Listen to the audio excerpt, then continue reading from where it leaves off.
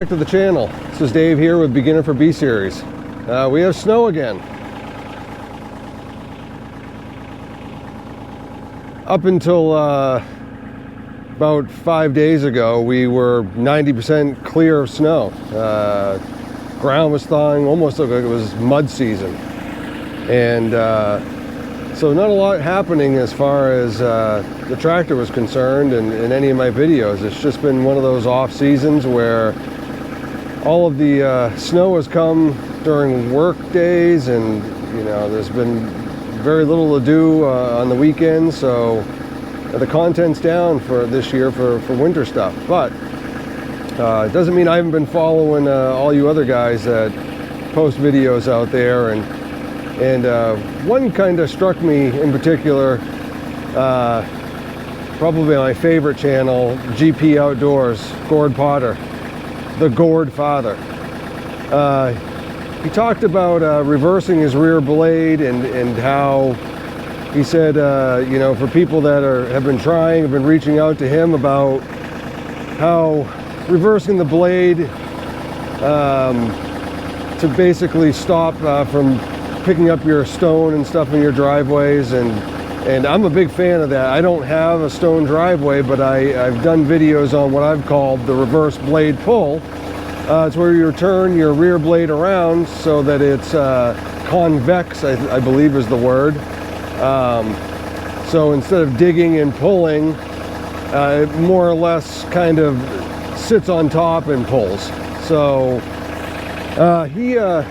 he said in his video, and I'll post a link up here somewhere, where he said that people that are doing this have reached out, said that it's not working, and he said you're not doing anything wrong. He just simply says it doesn't work.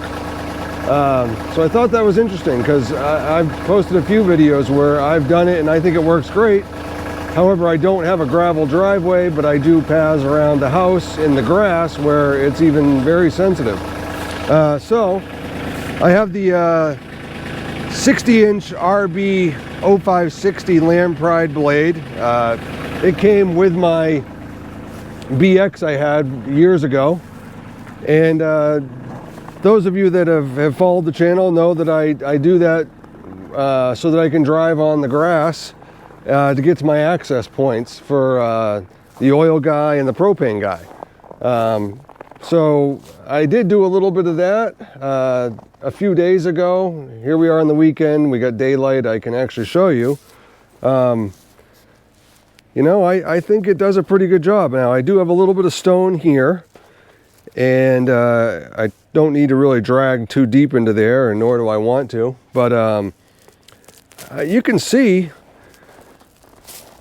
by pulling that, I think it does a pretty good job. Leaves just a very little layer, which I think was what he was trying to do, so that, during the soft season, and believe me, this is kind of frozen up now, but when I did this was not frozen. I mean, we were very thawed out, and like I said, it was like mud season.